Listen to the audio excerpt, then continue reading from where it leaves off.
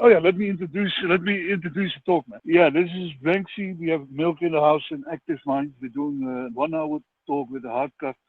And the topic is, are gurus, prophets, priests, saints, shamans, are they con men or are they legit?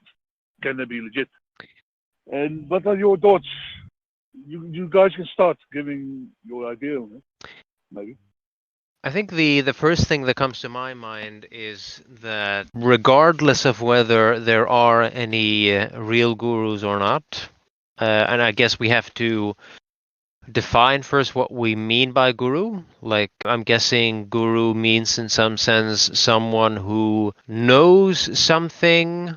They have some kind of information or knowledge that they can pass on to you in some sense.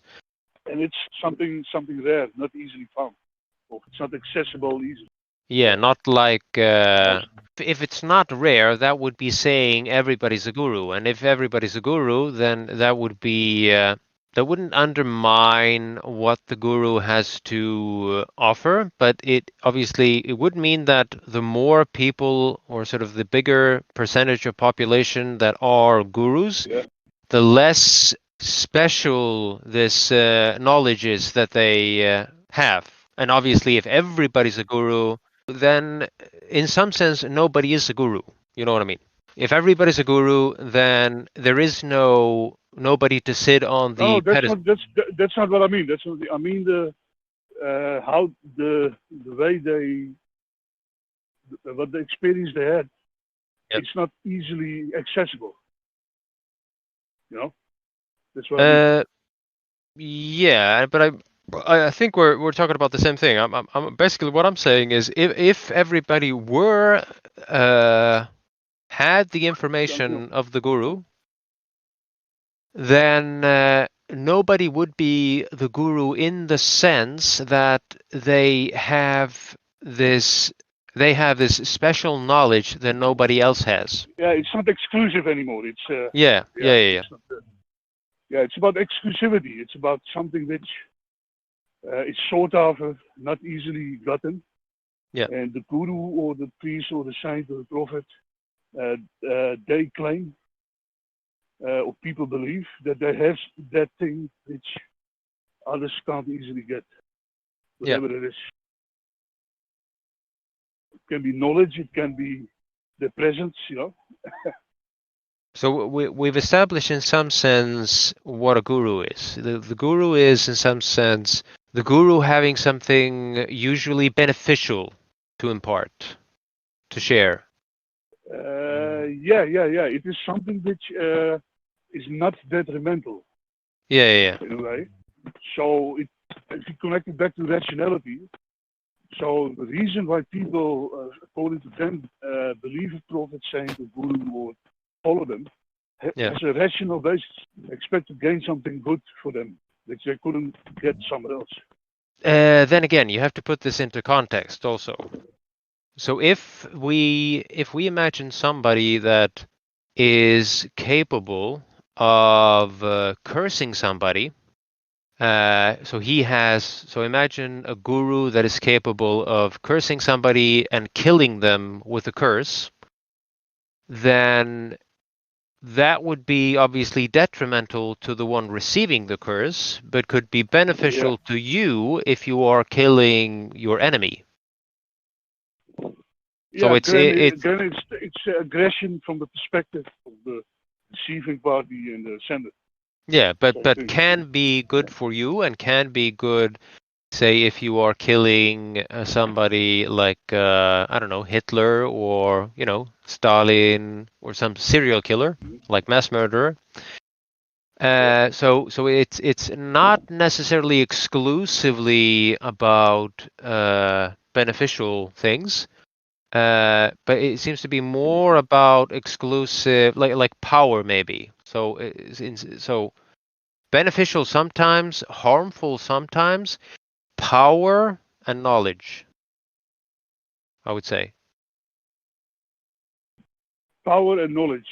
What do you mean by power? Capacity to do something or some quality? In the case of the one who curses you and kills you, and benefits himself and whoever may have benefited from the one who was cursed and killed via the curse. If we're not gonna discuss whether that actually can be done or can't be done. We're just this is sort of like a hypothetical guru, I guess. So in that sense, this is power. So the guru has power to. So this guru has power to kill, seemingly. Yeah. It's specific for that context, for that guru. Some might have only the power to heal, or say that they have the power to heal, And maybe we would also have to say that he needs to have some kind of knowledge to have this power. Mm. So maybe if he did not have certain knowledge, he maybe would not have that power. Knowledge or skill. Let's not forget skill. Yeah. But I don't think we have to say that the guru necessarily needs to have any knowledge. Maybe he just has the power. Maybe he doesn't know why he has the power, but he has the power. I have the power. Exactly. Castle Grayskull skeleton. Yeah, Grayskull. Yeah. So the power to me seems to be the central thing here. The guru is the one with the power. Power, and the other ones don't have the power, and that's why he's the guru and they're the followers. Yeah, I guess so. Seems so. Yeah, that makes sense, man. That makes sense. I would say, like to add to the definition of a guru or saint also. Okay. It seems like they also often appeal to invisible things, and in contact with invisible beings. Others don't have often. Contact with invisible things. It's often scientifically unprovable or unproven, It's all often related to these people, and to spirituality too, right? Yeah. Religion. But that's the supernatural aspect, Yeah. But that connects very well to the power and the knowledge, doesn't it? Yeah, it does. But it's often an appeal to the supernatural realm, which you cannot see. So it makes it automatically difficult to access. Yeah. And rare. It's kind of like... if it was just power about the world, if it was just knowledge about how to cut a tree, how to do this, then it wouldn't be a guru. Then it would be just somebody, an instructor, who tells you how to fix a car, do this or that, It's otherworldly, the most, I think. Yeah. What's your ideas, Active? What do you think about this? Yeah, no, I guess the guru, for me, obviously I know that it's, what's it? They are there to the dispellers of darkness, aren't they? Yeah. That's what guru means, isn't it? Isn't it to dispel darkness? Guru. Yep. So obviously they impart wisdom to, their students and followers. They're a spiritual guide, I think. So they have to be a spiritual guide. So they have a experiential, like a counselor, in a way. They're a counselor. So they're a counselor, spiritual guide, but they help you as well, aren't they? So spiritual guides suggest to me that they kind of are a guide for you to discover your own spirituality, potentially to discover what they've discovered. So there are people like, the Buddha, for example. Buddha was a spiritual guide. If someone would put him, is he a guru? I would call him a guru of sorts, a spiritual teacher. I think they're synonymous to a degree, but the Buddha even said that, everyone can reach enlightenment. I can only show you the path. So they like a guide, in a way, like a guide. So they are guides. So it's a guide, exactly what a spiritual guide is. So gurus essentially will help us, guide us to discover what they have discovered. So the same potentialities again, I'm guessing. Yeah, that makes sense. That they have realized in their life, the guru will provide, spiritual guidance in order to reach the same realization. Talking about transmission. could we call exactly. it transmission from guru to disciple? The ability to Absolutely. pass on what they have, if it's invisible or visible, doesn't matter. And Absolutely. they claim that they can give some of that energy or the capacity or the realization to others who then flock to them in a way. Yeah, absolutely. Yeah. So, And it's not something that's basically, I'm guessing, keeping for themselves. That they would say that that we can all, as you said, what as he said before about are we all gurus? No, the guru is the person who's reached that level of realization and enlightenment, but knows that we can all reach it. But they're our guide. They're the ones who can show us the way. And then we can also imagine there are like levels of realizations the gurus can have. So one can be, we can have two gurus, but they haven't had the same realization necessarily.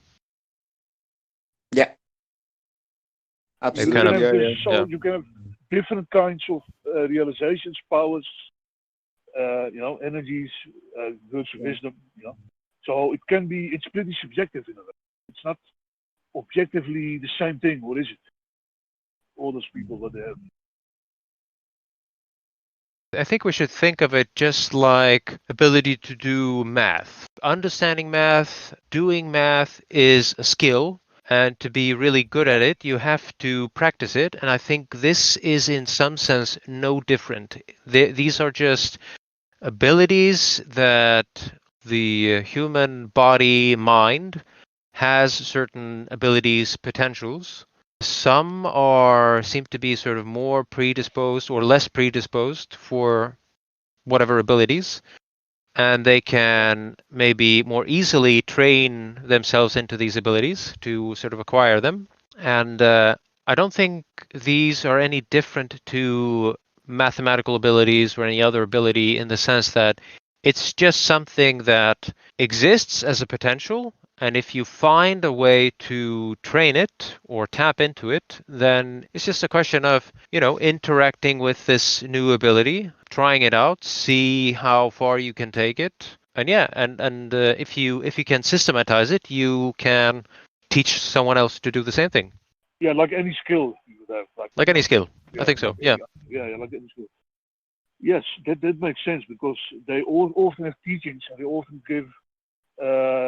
If you go to them and then they'll say, practice this, do this kind of meditation, or do this for a while, so you develop your own capacity or power in a way by doing it. Yeah. So it's a teachable skill often they possess, I can say. And I have also written down they're more sensitive, observant, higher awareness they claim, and more intelligent they seem compared to the general average population. Would you say that? They seem more calmer to me than average person. So they have certain qualities which they exhibit, which makes people maybe also go to them or feel like they have that thing. I think. So a con man could basically learn how they behave from the outward without having the inner power or whatever they claim. Yeah. And just be an actor. Yeah. Play along and then fool people in a way. Yeah. Easily. I was gonna say, like one of the earliest points that came to my mind was someone who is not a guru but pretends to be a guru is someone who is looking for power, he's looking for influence, he's looking for followers, but he can play the part, he can fake the part just like an actor can, but there's no power there, no actual power. Yes, so it's like a fake guru, fake power. Yeah. It's an imposter in a way, pretender. I mean, obviously he can gain power if he gains influence via the followers, but he doesn't have the kind of power we were talking about earlier in terms of he hasn't had this realization, whatever the realization concerns. Yeah. He hasn't. He can only increase his worldly power in people and on things. Yeah. Not the other worldly power. Wow, lightning. Worldly power in terms of followers, influence, PR, money, things like that. Yeah. Yeah. Doesn't have the other thing. Yeah, but I mean, obviously, intelligence if you are intelligent and you use your intelligence in interaction in the world, then obviously that is also a type of power, regardless of whether you are someone who has had this kind of realization or not, because you can be an intelligent con man and not have had any realization of the kind that we But what I are mean, no, thinking. intelligence can be intelligence. I mean, bank directors are intelligent. Every businessman has to have a little level of intelligence, scientist, to succeed in this world, in the worldly things. Anyway. Yep. But the big difference between these gurus, saints, prophets, New Age gurus, and all these people, and any other profession, is that they claim or have a connection to invisible power. Woo-woo. I think James is so afraid of now. So. Yeah. That's the key. That's a very key, basic or key thing on which they build their whole thing on. Their identity, their profession, if you want to call it, or whatever. Say it again. So they build their empire on things that only they see, but nobody else sees, or? Yeah. And with the con man. Should I tell you a story? Can I go through quickly? Tell you a story about someone who my family followed. Okay. You probably heard it. He's been referenced by Sam Harris as well before. But this guy was exposed as a fraud. His name was Sai Baba. Have you ever heard of a guy called Sai Baba? Yeah. But he manifested things. Orange Road. I actually went to see him. Okay. When I was not me personally though, but I was dragged along with my family. And did he try to rape you? Yeah. He tried. That's what he did. Yeah, absolutely. No, it was crazy. So I was only about 10 years old, so I couldn't even remember. Wow. But like, no, it's a dangerous age to be in vicinity of Sai Baba. Yeah, so we went to his ashram. His ashram in and the thing is, guys, he had such a worldwide following as well. I mean, his ashram, he was crazy. You had people from the Netherlands there. You had people from, Scandinavia. You had I knew a guy whose mother was a follower too, strong follower. Yeah. Because he had a universal message, and when I went there, you'd see people from all over the world, Europeans, Indians, obviously Indians, but like people from all over the world attend, and they had letters that they'd written, in advance to give to him, because what you'd sit and he'd just come like some godly messianic, like some, like a messiah. Like the great wanker in the sky himself. You like a great wanker in the sky, yeah, absolutely. In his orange robe with his big, afro, and his afro was fucking cool, by the way. Yeah. So his afro was, it's cool. I mean, like literally, it was. I was just like, I actually thought he was, at that age when you're 10 and your family are like kind of all, treating him with such reverence. I thought he was like a living god of some sorts. And like I was just like, who is he? And I couldn't understand. But obviously the main, like as today, I just couldn't happen. Like this is obviously pre-internet era. And today you just couldn't even imagine him getting away with it, because like there'd be every journalist and scientist would be there just trying to figure it out. But he actually produced this ash sacred, which it was like a sacred type of ash. He'd produce it from his hands, and obviously it was wired to something which was probably found out. The gift of materialization. So you've seen it, yeah? So materialized. So I actually remember the taste of it. That's crazy. It was like, I can actually remember the taste of it because it was called babuti. It was called babuti, yeah. Did you eat it? I ate it as well, yeah, absolutely. I can still remember the taste of it. It was like. I hope he didn't use his shit, burned it up into ash. Yeah, but no, but this is how, like, this, as I said, this was how spiritually gullible, a lot of some of my family members were, and yeah, no, like, I mean, don't get me wrong. I mean, well, from what I can recall, it was a lovely, peaceful environment, and I think some of his teachings were actually quite, good. Like there was no, it wasn't kind of, there was no like, sex or like sex orgies type ceremony or anything like that. No, but Nothing too free. he did abuse sexually people. No, I've heard no, of it now. absolutely, that absolutely his. But what I'm saying is there were no like cult-like customs where you had to, make sacrifices or like sleep. You might have had, but you can get something. Hold on, a helicopter. Yeah. Yeah. But anyway, it was all very Black kind Lives of, Matter, fucking top yeah, helicopter, fuck off. yeah. Black Lives It Matter, was let all. me go. So some of his teachings, it was all like, I mean, obviously he probably pinched, like in India as well. There's lots of religions, it's big business, and anyone can come up with invent a You new copy religion. paste, you can make it Yeah, up. yeah, exactly. Copy and paste. That's exactly what I was doing. But you can still So get something good from him and bad at the same time. You can get something good from a con man also. So it's a teaching yeah, that works. exactly. But this guy, should I tell you now? No word of a lie, Wanksy. This is how fucking deep the conspiracy rat the network, the fraud went. Like literally, guys, he had a network. I mean, it must have been fucking so extensive, this network, to think about it. But anyway, obviously there was the miracle of him producing ash out of his hands. But then also he had people, his representatives, so to speak, like some of his disciples, scattered all around the world. And these people, this was the crazy thing. I remember going to see them at a young age. Like these people had photos, yeah, of him and of that Sai Baba, and they had these photos used to have ash growing from them, yeah. And this was something which was really dodgy.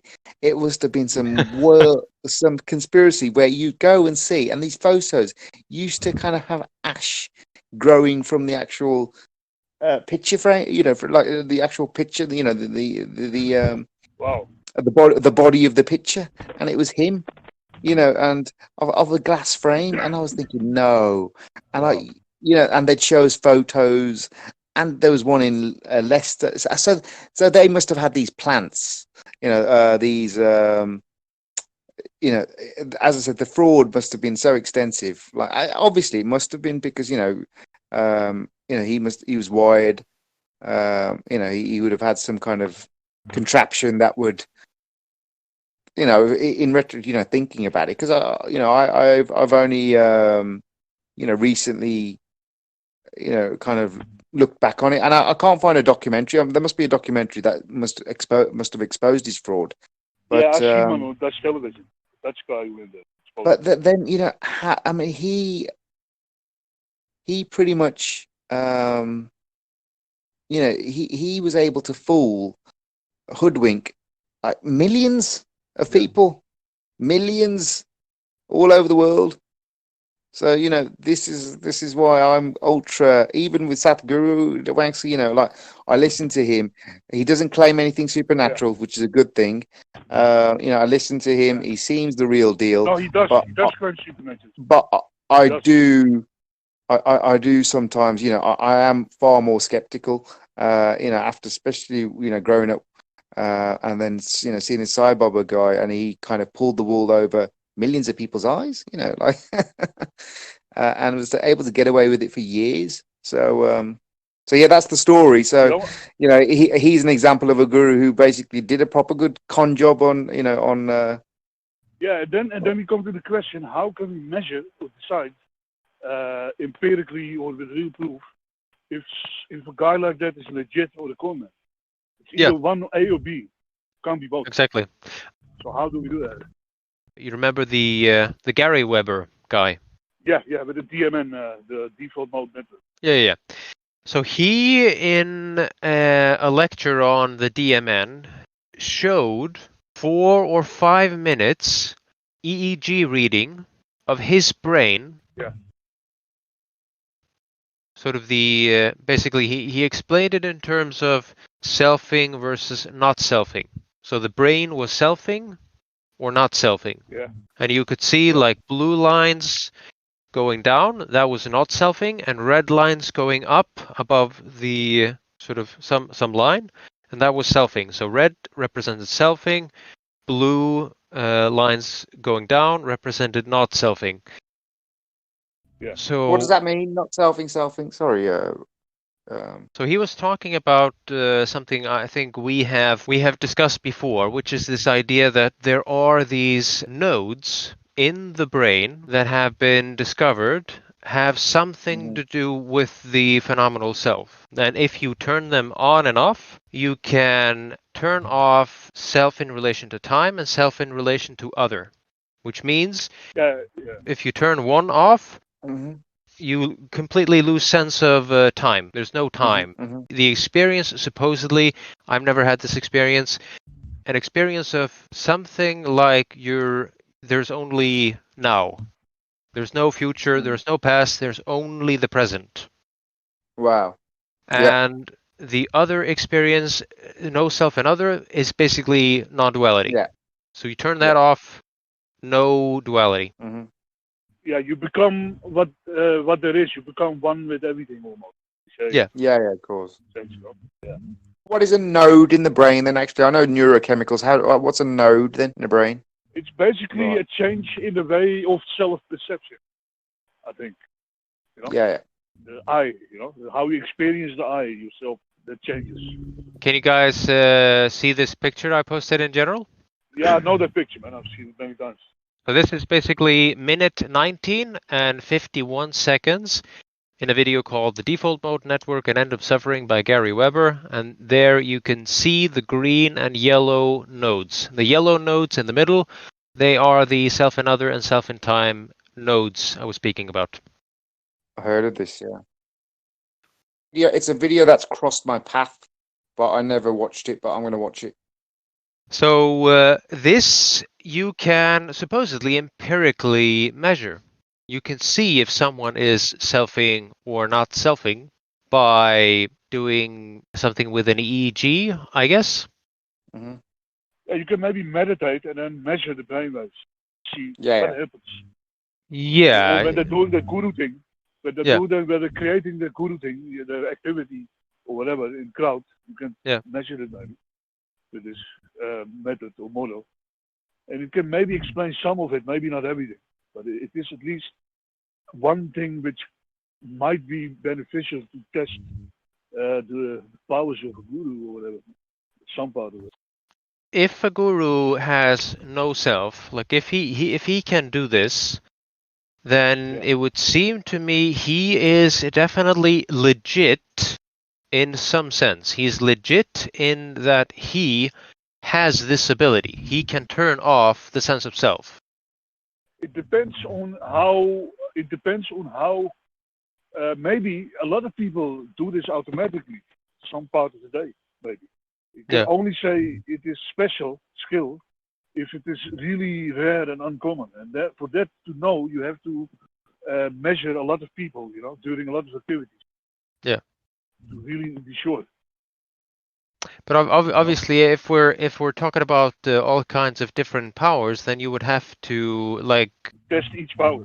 Yeah. Well, you would have to have a definition for what area of the brain, and I'm assuming that it might be associated with something in the brain, like some area of the brain, some node, something, and then you would just have to measure or sort of see if there is activity, if there's blood flow, if there is oxygen in that, or increased flow of blood and oxygen to that area of the brain. Yeah. If the person in question is claiming a certain power, and if they claim one power and there's no blood flow to the area that they claim to be having power in, then they would have to be faking it. If assuming this is clear, if the science on it is clear, basically. Yeah, you have to be. It should be able to be measured and decoded by science, and otherwise, it won't work anyway. And I would like to continue a little bit I would like to say they might. Some of them claim many different things, like they can talk to spirits, ghosts, angels, plants, animals, leprechauns, dead people, dead ancestors, and they often claim they can provide meaningful messages back from those entities or realms. Yeah. Like I would call it mediumship. Medium, like a psychic medium. That's also one of the things many of them do or claim. Even Sadhguru, more or less. But that's one aspect. And they also often have a function in the community, many of them, as a judge and as a community leader too, a worldly function. Yeah. Which nowadays in secular society is done by different people, like counselor, social worker, this, politician, whatever, In traditional societies, especially shamanistic societies, many roles were done by one person, the wise one. I forget the term. The magic man, not magic man, but something similar to the magic man. Like there's the magic man in the village. Yeah, the shaman. Shaman. Yeah, exactly. Shaman, yeah. They often were a judge. They were counselors. They were priests. When dead, they did all the rituals. Yeah. They had many functions. They were medicine men, healers. They put voodoo spells in people. They could talk to the ancestors and then find out the truth. Who stole the chicken.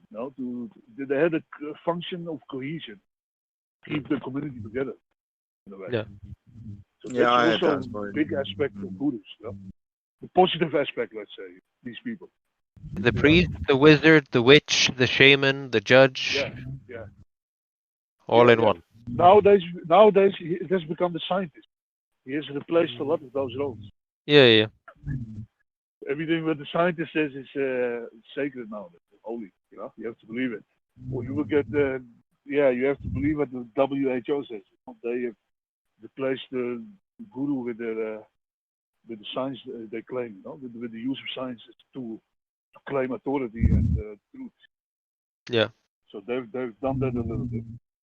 But obviously the problem, I guess you can have problems in both of these cases in the sense that the shaman, he can take advantage of the small community he has, have sex with all the women because, he kind of has a grip on his tiny community.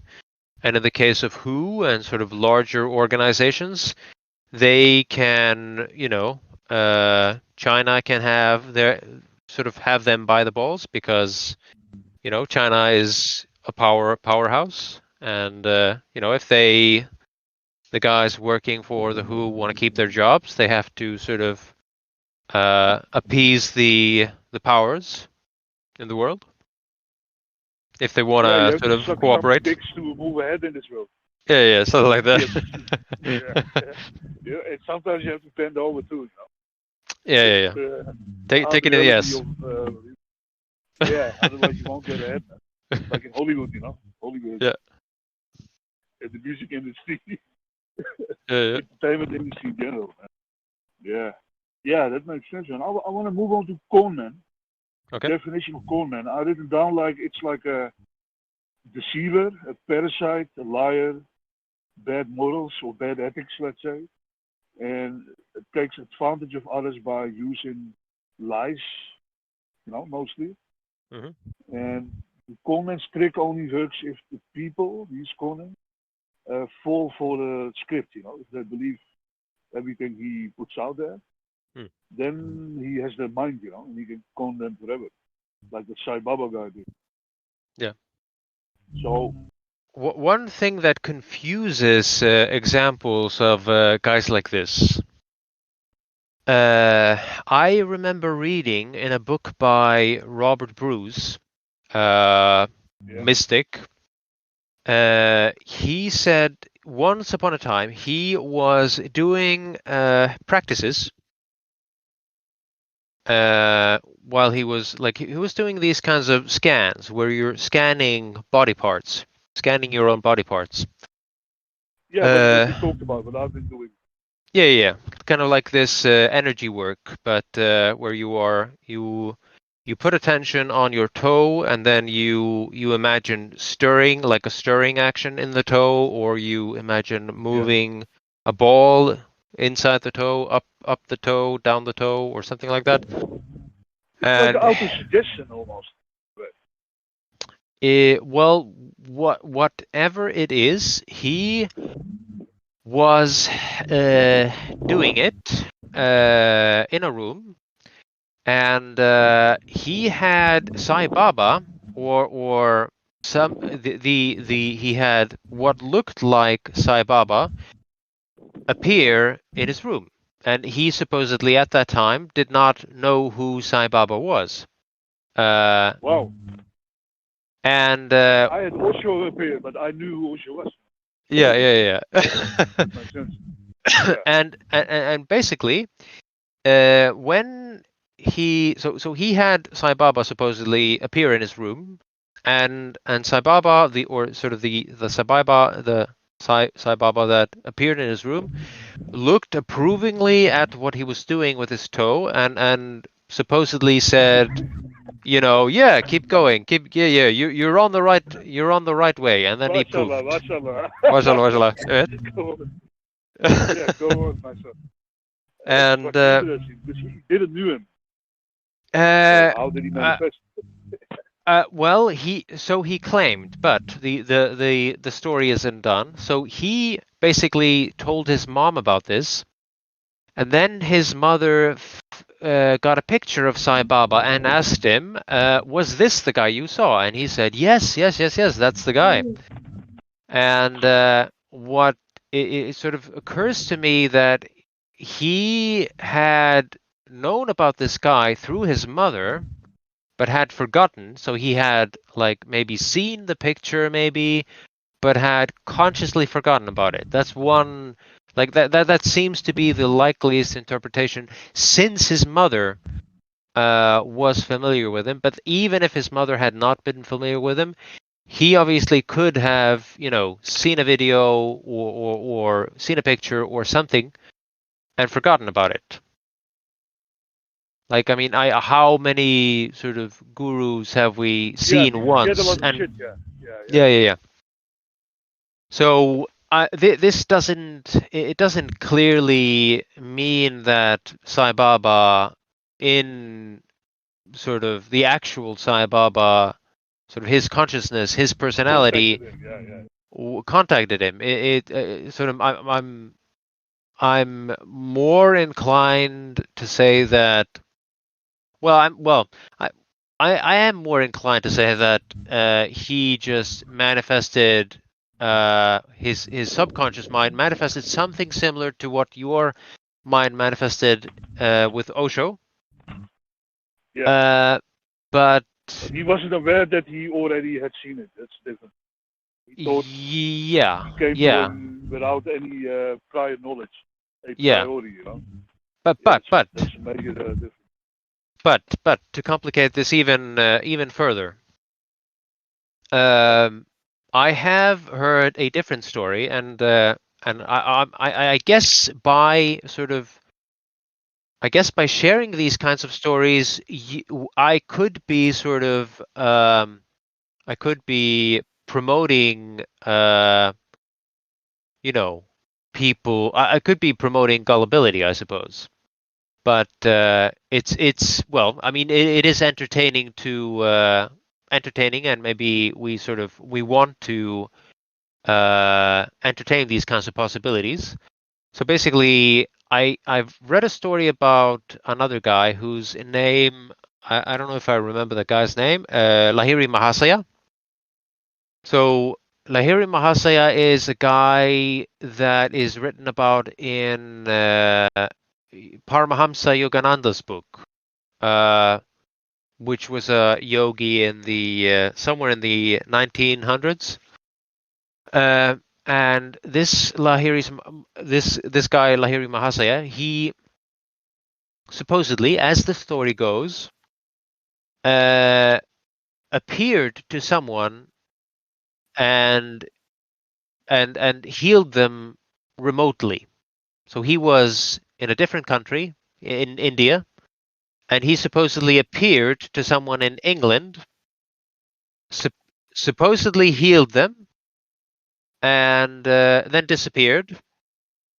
And this was confirmed later via, I think, letters or something. So I don't see how. I don't know if there's a way to disprove that he appeared to someone far away, or if because as I remember the story, the person that was in England had not seen this person that was living in India. But then again, I'm sort of wondering about how did they like had the person in England, had they seen a picture before sort of having this vision? I'm guessing, like, for this to be credible, they would not, they should not have seen a picture. If they had not seen a picture, and they had still seen the guy supposedly, I'm not sure how I would try to explain that. And again, whether we can prove or disprove. Yeah. Any thoughts, Krish? Wagsy seems to be on mute. Dude, sorry about that, mate. I'm just looking out my window. Someone's just outside. You're gonna have to repeat some of that again. I did listen to bits of it, but then I kind of like got distracted. No, I should have been on mute as well. To be fair, just some people loitering outside, so I was just looking out the window. Okay. Could you just quickly summarize that quickly? Yeah. Okay. Again? So you heard what I recounted about this Sai Baba guy, that Yeah. he is supposedly known to be some kind of a fraud. And there was one question I wanted to raise earlier: if like a real guru can also be a fraud, can someone be like a real guru but also be a fraud? Can does that make sense? Mm-hmm. Like, are they taking, because I mean, if we imagine the guru to be someone who has powers, then is he any different? Like, unless he has transcended the ego in some sense, and is sort of unselfish, sort of only working for the good of all, and everything sort of we imagine associate with egolessness. Is he capable? I mean, so if he has power, but it has not transcended the ego, whatever that means, it would seem he would be no different from anybody that has power. He can manipulate people any which way he wants because he has this power. But if he has transcended ego, if he is this, if he has had a realization of like non-duality or something along those lines. Unless his power is generated by being selfless and altruistic and transcending ego. Unless there's a direct connection between his power and losing the ego, then you know for sure he's not a con man and not abusing his power. That's the driving. That's his like electrical energy, as in like his inputs, or that's his power source. Yep. But so to get to the story, do you get the story that I was describing earlier, Maxi? Yeah, but I listened muted on my bike, so you didn't hear the wind. Yeah, okay.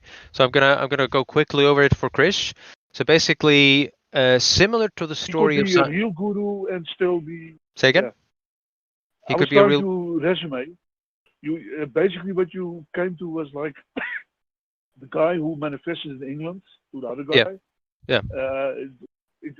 And how would you prove or disprove? It's difficult. Yeah. Because somebody experiences something in their awareness inside. Mm-hmm. You can't measure it, And eventually you went on to say, like, can somebody with real powers still abuse the powers, basically, like a boxer can use his power for good or for bad. Mm-hmm. Punch somebody out or not. Mm.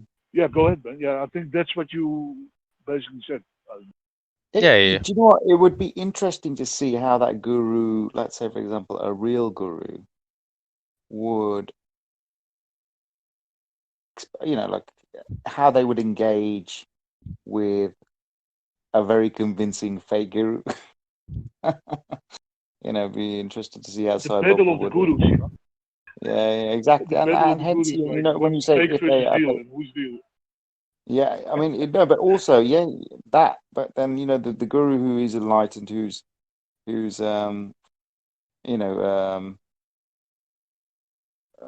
I guess relinquished, or has dissolved his ego. If they come up against other gurus who claim to have done the same, it'd be interesting to see, like that dynamic play out. It could be a great Indian TV show, man. A game show. Exactly.